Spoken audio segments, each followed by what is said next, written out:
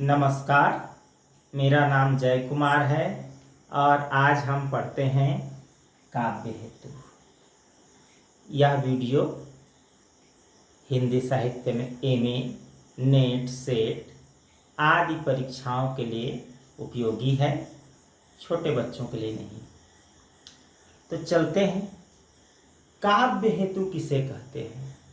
तो काव्यादर्श के रचयिता आचार्य दंडी कहते हैं कि नैसर्गिकी च प्रतिभा श्रुतम च बहु निर्मलम अमंद सच्योवस्था कारणम काव्य संपदा। अर्थात कहते हैं कि जन्मजात प्रतिभा, अत्यंत निर्मल शास्त्र का ज्ञान और निरंतर अभ्यास काव्य के हेतु हैं। काव्य के 3 हेतु इन्होंने बताए। तो पहले समझ लेते हैं कि हेतु माने क्या। हेतु माने क्या? ऐसा तो नहीं कि काव्य किसके लिए लिखें, बिल्कुल नहीं। काव्य लिखने के लिए हमें क्या चाहिए? कुछ तो चाहिए कवि को। हर कोई तो कवि नहीं हो सकता, तो कौन कवि हो सकता है? तो आचार्य दंडी कहते हैं कि जिसमें जन्मजात प्रतिभा और शास्त्रों का निर्मल ज्ञान हो और अभ्यास हो जिनके पास। किंतु बात इतने में ही नहीं रुकती।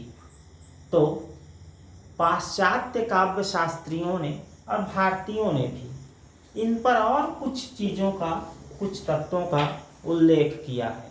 वे तत्व कौन कौन से हैं? कहते हैं कि सौंदर्य, जिसको सौंदर्य का बोध होगा वह कवि बन सकता है। फिर कहते हैं जिन्हें प्रेम होगा, प्रेम की अनुभूति होगी, वह कवि हो सकता है। फिर कहते हैं जिन्हें प्रेरणा मिलेगी, प्रेरणा, वो कवि बन सकता है। फिर कहते हैं आत्मन, जिनको आत्मबोध होगा। फिर और क्या कहते हैं? चिंतन, जो व्यक्ति चिंतनशील होगा वह कवि हो सकता है। फिर कहते हैं प्रदर्शन, चिंतनशील पर्याप्त नहीं है, प्रदर्शन भी उसका होना चाहिए, प्रस्तुति की इच्छा, तब वह कवि हो सकता है। फिर कहते हैं कि जो संघर्ष करेगा वह कवि हो सकता है। फिर अनुकरण, पहले से जो लिखे हैं ऐसे लोगों का थोड़ा थोड़ा अनुकरण करेंगे तब कवि हो सकते हैं। तो इस पर कहना चाहिए भारतीय काव्य शास्त्रियों ने भी अपना कहा कि ठीक है भाई, लेकिन और 2 चीज़ इसमें जोड़ें। तो क्या है? शक्ति निपुणता। ये सब चीज़ तो हो, लेकिन उनमें शक्ति निपुणता नहीं है कि काव्य लिखने की शक्ति नहीं है तो नहीं हो सकता। तो एक और बोले लोकमत, लोकमत भी चाहिए काव्य लिखने के लिए, काव्य रचने के लिए, काव्य सृजन के लिए।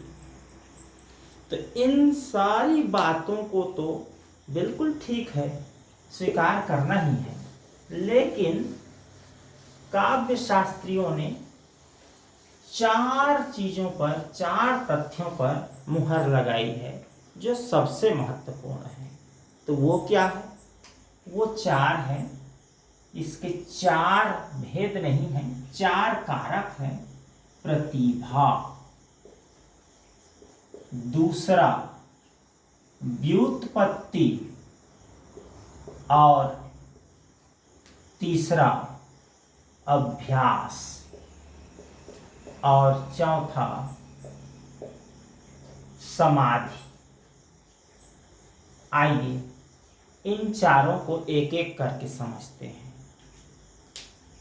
प्रतिभा, सारे विद्वानों का, चाहे भारतीय विद्वान हो या पाश्चात्य विद्वान हो, सबका कहीं ना कहीं मानना है कि प्रतिभाशाली व्यक्ति ही कवि हो सकता है। प्रतिभाहीन व्यक्ति कवि नहीं हो सकता, काव्य नहीं रच सकता प्रतिभाहीन व्यक्ति। तो चाहे इसमें भट्टौत ले लें, रुद्रट, वामन, भामा, कुंतक जैसे महान विद्वानों को, समीक्षकों को ले लें, चाहे और अन्य समीक्षकों को भी। तो अब हम कहें कि प्रतिभा किसे कहते हैं। सब समझते हैं प्रतिभा, लेकिन प्रतिभा किसे कहते हैं काव्य जगत में? कहते हैं कि कवि की एक विशेष कल्पना शक्ति होती है। उस चीज को जानते अनेक लोग हैं, बहुत लोग हैं, लेकिन कवि उसमें ऐसा कुछ देखता है, उसकी कल्पना शक्ति ऐसी होती है जो उसको सृजन कर देती है।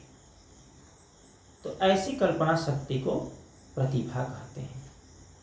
कई समीक्षक कहते हैं कि ये प्रतिभा 2-4 दिन की बात नहीं है, ये जन्मांतर के संस्कार होते हैं और यह प्रतिभा हर व्यक्ति में नहीं होती।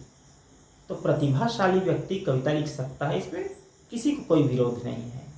फिर दूसरा पर आते हैं प्रतिभा के बाद व्युत्पत्ति। व्युत्पत्ति क्या है? रुद्रट, मम्मट, दंडी, ये सब लोग कहते हैं कि व्युत्पत्ति काव्य के हेतु है, काव्य रचना के लिए व्युत्पत्ति आवश्यक है। लेकिन ये व्युत्पत्ति है क्या? व्युत्पत्ति है आघात। आघात व्युत्पत्ति नहीं है। आघात के कारण जो उत्पन्न होती है चीज, जो भावनाएं, जो प्रेरणाएं, वो व्युत्पत्ति है। जैसे व्यक्ति के जीवन में सब ठीक चल रहा है, समरस चल रहा है, और किसी दिन उसको चोट लगती है। चोट माने बाहरी चोट की बात नहीं है, हृदय को चोट लगती है। तब उस दिन उसको कुछ लिखने का, कुछ करने का मन करता है। वो विरह को ही कहे, वो दुख को ही गाएगा, लेकिन उसके हृदय से कुछ फूटेगा। प्रेम में, सौंदर्य में भी फूटता है। तो चोट जो है केवल नकारात्मक चोट की ही बात नहीं है, सकारात्मक चोट भी लगती है, फूलों की चोट भी लगती है।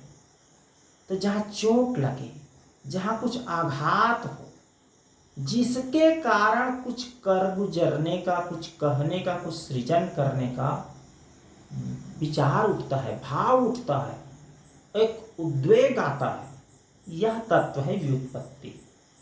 यह प्रतिभा शक्ति के उपकारक तत्व है, यानी प्रतिभा को यह जगाता है। केवल प्रतिभाशाली व्यक्ति कविता नहीं लिख सकता, उसमें व्युत्पत्ति होना अनिवार्य है, तब वो कविता लिखना शुरू करता है। तो प्रतिभा के अभाव में भी कविता लिखी जा सकती है यदि व्युत्पत्ति हो तो। एक तरह से व्युत्पत्ति को नदी के उद्गम जैसा माने। आगे देखते हैं अभ्यास। तो अभ्यास को तो सब समझते हैं, निरंतर प्रयत्न करना, प्रयास करना। एक दिन में कोई कवि हो जाए ऐसा आवश्यक नहीं है। बार बार लिखता है, पहले तुकबंदी जोड़ता है, फिर धीरे धीरे समझ आने लगता है, कविता लिखता है। करत करत अभ्यास के जड़मति होत सुजान, रसरी यावत जात है सिल पर पड़त निशान। अभ्यास करने से होता है। भामा, वामन, आनंदवर्धन, अभिनव गुप्त जैसे विद्वानों ने अभ्यास को कविता के लिए अनिवार्य तत्व माना। अब देखते हैं समाधि, चौथा कारक समाधि। समाधि को पाश्चात्य विद्वान लोग ज़्यादा नहीं मानते, क्योंकि उनको समाधि का अनुभव ज़्यादा नहीं है, करीब करीब नहीं है। तो जो समाधि में उपलब्ध या समाधि को थोड़ा बहुत भी जानने वाले हैं, वो समाधि को मानते हैं। भारतीय विद्वानों में जैसे राजशेखर, श्यामदेव, वामन जैसे लोग समाधि को काव्य के हेतु मानते हैं कि काव्य रचना के लिए समाधि होना चाहिए। और यह बिल्कुल सत्य है। गहराई से देखें तो जो व्यक्ति समाधिस्थ हो गया होता है एक बार, उसमें प्रतिभा का जन्म अपने आप हो जाता है, व्युत्पत्ति अपने आप हो जाती है, और फिर उन्हें अभ्यास की उतनी आवश्यकता नहीं, क्योंकि उनकी वाणी में इतनी तेज, इतनी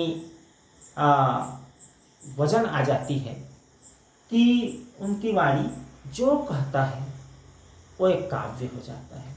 जैसे बुद्ध के वचन, जैसे कबीर इसके सबसे बड़े उदाहरण हैं। कबीर तो पढ़े लिखे नहीं थे, लेकिन काव्य के सृजन उन्होंने किया। उनके काव्य कालजयी हो गए।